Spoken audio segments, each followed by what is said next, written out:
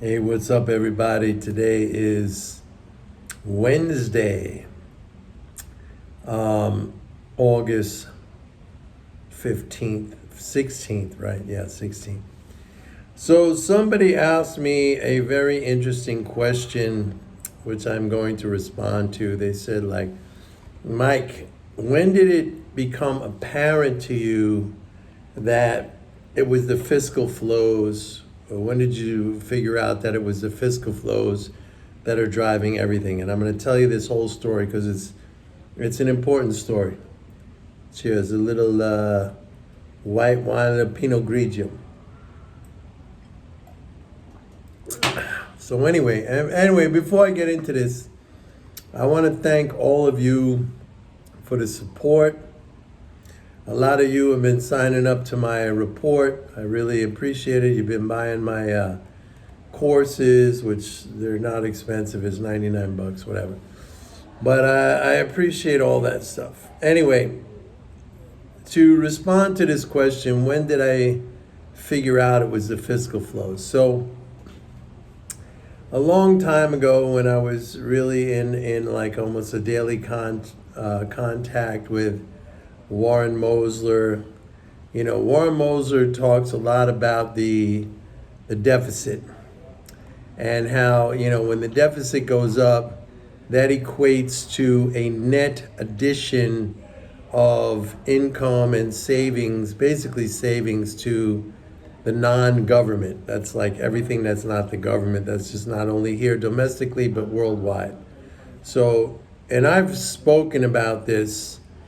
I've even mentioned this, how like the deficit right now is 1.47 trillion. It's up 447 billion over last year. That equates to a 447 billion net addition to the financial balances of the non-government. That means everybody else besides the US government. So I had a friend like years ago, I don't know how many years ago, but a friend of mine, very smart guy, his name is Matt. And we were talking about this, and he brought it up. He said, Mike, the deficit represents like net savings. Like, it's like the swimming pool, the level went up. But it doesn't necessarily mean you do something with that level. The swimming pool could go up at a higher level and it could just sit there. And, it's not pushing anything. It's not, driving anything. And then I started to think about it and I was like, well, the flow from the pipe, if you, let me give you this analogy. And this is what I came up with. If you have turbines, right, that are water-driven turbines, everybody knows what a turbine is those blades, and the water drives the turbines, and those turbines create energy, right? So it's that flow to the turbines that creates energy. It doesn't matter what happens after the turbines. It could go into a pool, it could flow out again, but in this case it goes into a pool, which is the deficit and savings, okay? But I thought it's the turbines, the water running through those turbines that drive everything. So I thought to myself, well, it's really about these leading spending flows. That's the water that's driving the turbines, okay? Because again, everybody thinks it's our taxes that paid for spending. No, because again, the swimming pool analogy is so applicable. If you consider the swimming pool as the stock of savings, and that is needed to fund the government, okay? That's what everybody thinks, like this.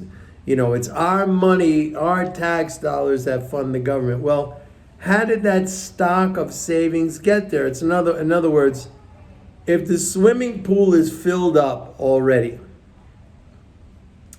and if the swimming pool represents the outstanding amount of potential tax payments, How did the swimming pool get filled up?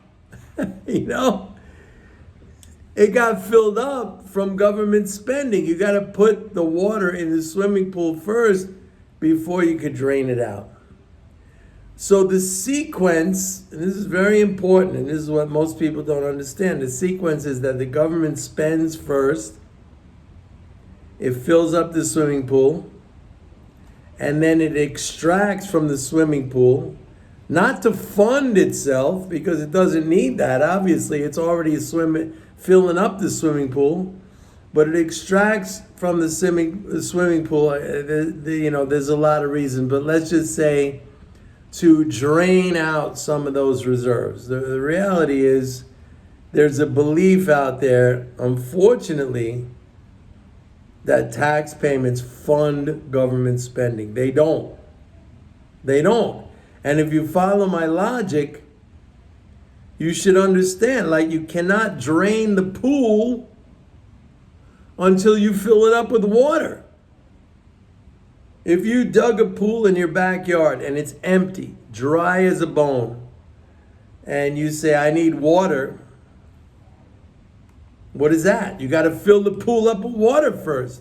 And it's like I said with the Monopoly game, you can't play the Monopoly game until the game distributes some money to you.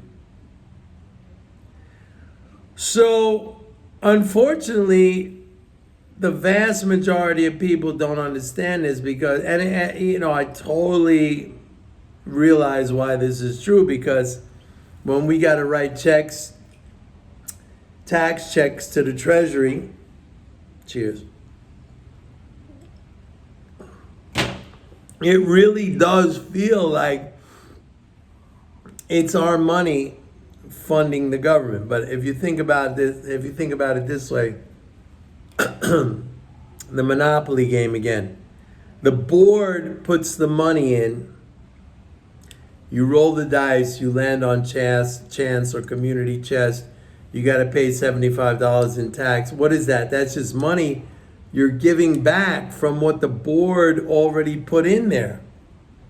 That's exactly what it is.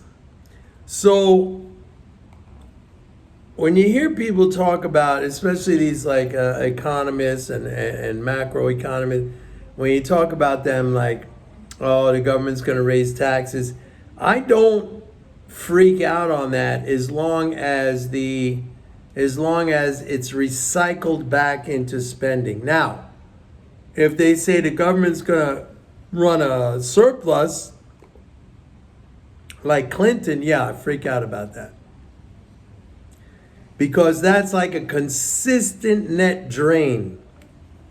That's a net drain. I don't even know, like this fucking Dick Morris, who was Clinton's economic advisor or political advisor back in the late 1990s. It's fucking, and I met him so many times at Fox. He's a dirty, sleazy, gross, I don't even have the adjectives to explain. He's gross. He got fucking dandruff all over the place. He's fucking gross. But that doesn't matter. I don't care how a person looks. I'm just saying that. But, this idea we gotta run surpluses? Are you fucking kidding me? What is a surplus? It takes away dollars from the economy. So at least, look, I've used the pizza pie example before. Like, you got a pizza pie, you got 8 people, you got 8 slices, okay? Now you got 9 people, you got 8 slices. What happens? Somebody gets less. You got 10 people, you got 8 slices. Somebody gets less. Now you got 11 people and you got 7 slices. Budget balance, right? It's fucked up. All right, so let me get back to what made me realize this. So me and my friend, his name is Matt, we started to think like, okay, Warren Mosler, he's always talking about the deficit, which is great. I'm not going to attack Warren Mosler. He's a genius. I love this guy. He's fantastic. But what is the deficit? It's what's left over.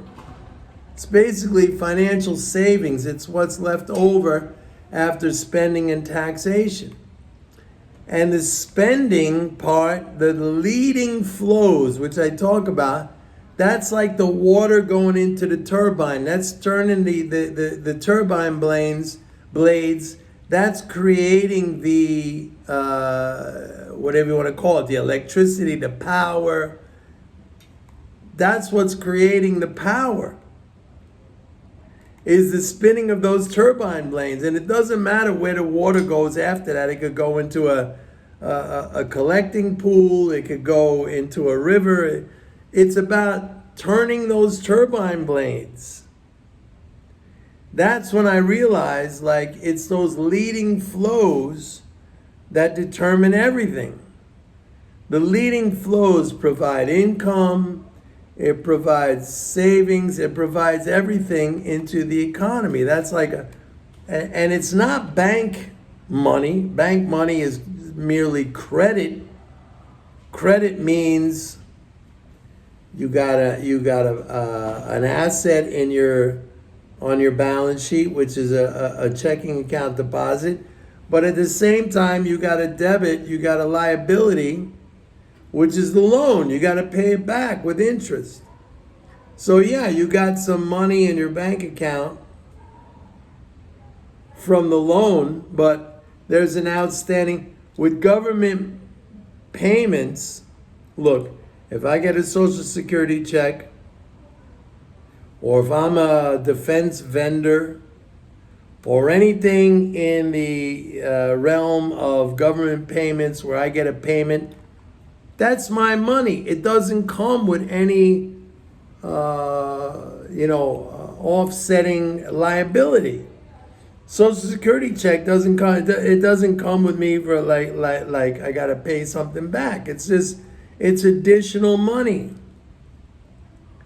So the answer to the question, like, when did I start to see this? When I started to understand that these leading flows are the turbine, the engine that drives everything. And that's why I've said to you guys so many times, you got to look at this stuff, because this is like, it gives you insight that nobody else has. And it's not, again, it's not because I'm a genius, I'm not Einstein, it's because nobody cares. So take advantage of that. That's all I'm saying. If people want to be dumb, let them be dumb. Like, don't fight it.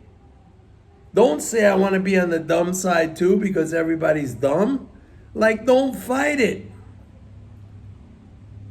You know what I'm saying? So that's how it evolved. That's how it came about. I got a very, very smart friend. His name is Matt, and we talk about this shit all the time. And it's fucking great because, like, we see shit and we're just laughing and we're just like taking advantage of it. It's fucking great. Anyway, that's it for today, folks. It is, what is it, Wednesday, August 16th already. Wow, man. Summer's almost over, but not here. Southern Cal. Been a beautiful day. All right. See you guys tomorrow. Bye.